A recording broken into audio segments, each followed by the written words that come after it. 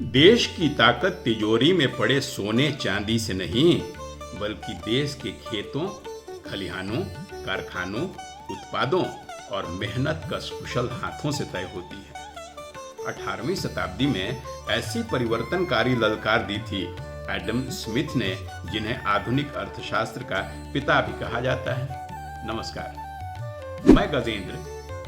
अंतर यात्रा के तहत विचार यात्रा श्रृंखला की 8वीं कड़ी में आज हम जानेंगे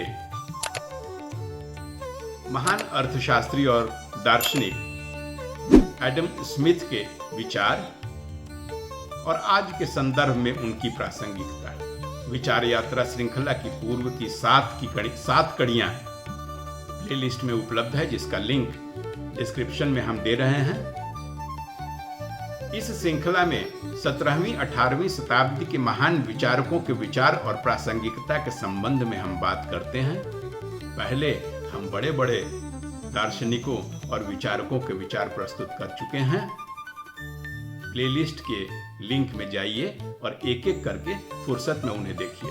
चलिए आज हम समझते हैं महान अर्थशास्त्री एडम स्मिथ के संबंध में उनके विचार क्या थे और आज की प्रासंगिकता क्या है।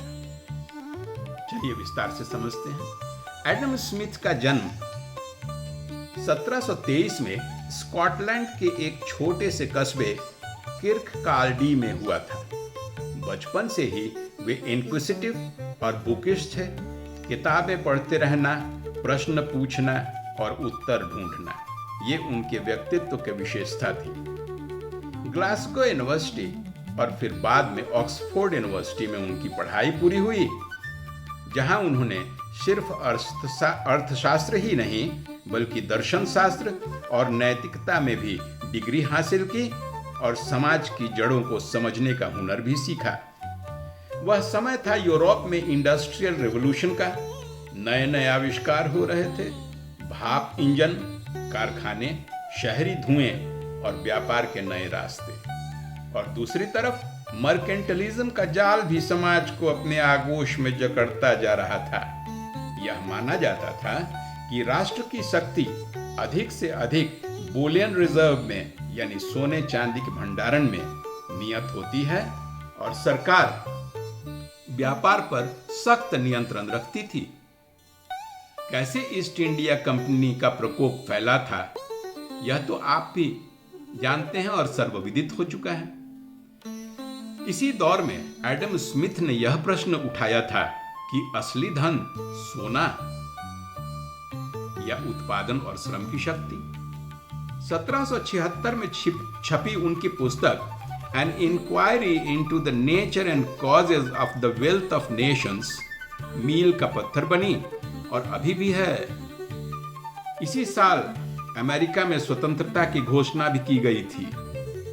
इसके बाद आई the theory of moral sentiments, जिसमें उन्होंने नैतिकता की अर्थशास्त्र में भूमिका पर अपने विचार रखे, और फिर द इनविजिबल हैंड, जिसने उस अदृश्य शक्ति की ओर इशारा किया जो परोक्ष रूप से आर्थिक क्रियाओं को प्रभावित करता है। एडम स्मिथ के सभी रचनाओं को अगर देखें तो उनके विचारों को हम मुख्यतः 5 भागों में प्रस्तुत करते हैं। पहला, द इनविजिबल हैंड। स्मिथ ने कहा कि बाजार को चलाने वाली असली ताकत कोई राजा या मंत्री नहीं होती, बल्कि एक अदृश्य हाथ है। हर व्यक्ति अपने अपने स्वार्थवश ही चलता है, परंतु भला कलेक्टिवली समाज का होता है। जैसे किसान खेती करता है अपनी भूख, आवश्यकताओं और लाभ के लिए, लेकिन खेती का फायदा पूरे समाज को अनाज मिलता है।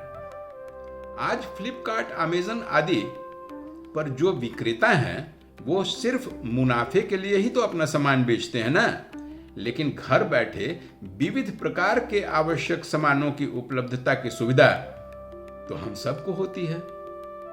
दूसरा कंसेप्ट एडम स्मिथ ने डिवीजन ऑफ लेबर की खासियत को स्थापित करते हुए बताया। उन्होंने पिन फैक्ट्री का उदाहरण दिया। एक ही व्यक्ति अगर पूरा पिन बनाए तो सारे दिन में 20-25 पिन उत्पादन कर पाएगा, लेकिन अगर काम बांट दिया जाए, कोई तार खींचे, कोई उसे साइज में काट दे, तीसरा उसका हेड बना दे और अगला सिर्फ उसकी बढ़िया पैकेजिंग कर दे, तो उत्पादन कई गुना बढ़ जाएगा और क्वालिटी भी अच्छी होगी। यह प्रोडक्ट स्पेशलाइजेशन का सिद्धांत आज पूरी असेंबली लाइन, आईटी सेक्टर और आधुनिक उद्योगों की कार्यप्रणाली बन गई है। एडम स्मिथ का तीसरा कंसेप्ट फ्री मार्केट इकोनॉमी का था। स्मिथ ने कहा कि सरकार को हर चीज में हस्तक्षेप नहीं करना चाहिए। खरीदने बेचने की स्वतंत्रता ही प्रगति की असली जननी है।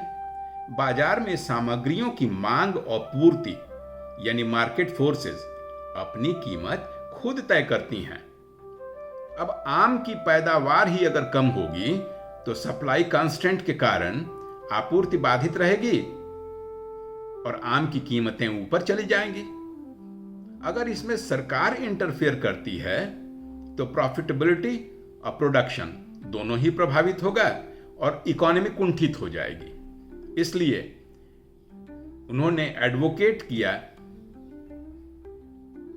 कि सरकार को बाजार में मांग और पूर्ति के फोर्सेस को स्वतंत्र छोड़ देना चाहिए ताकि वो अपना मार्केट डिसीजंस खुद ले सकें।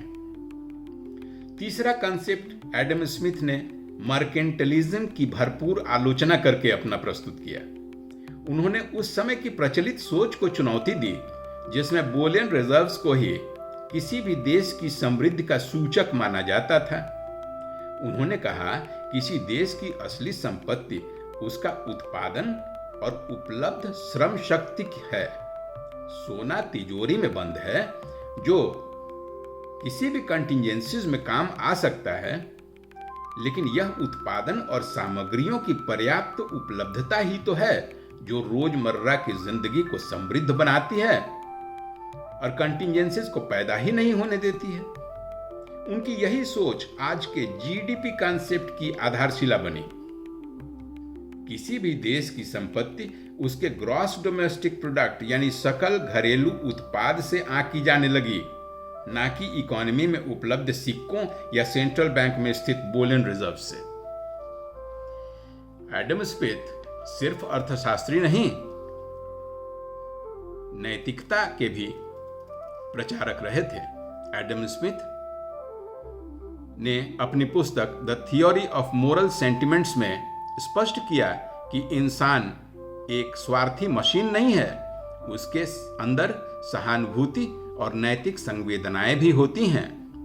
डॉक्टर केवल प्रैक्टिस ही नहीं करता, कभी कभी मरीज की स्थिति को देखकर फ्री ट्रीटमेंट भी कर देता है और दुकानदार सामने वाली की स्थिति को देखकर अक्सर उधार में भी सामान दे देता है।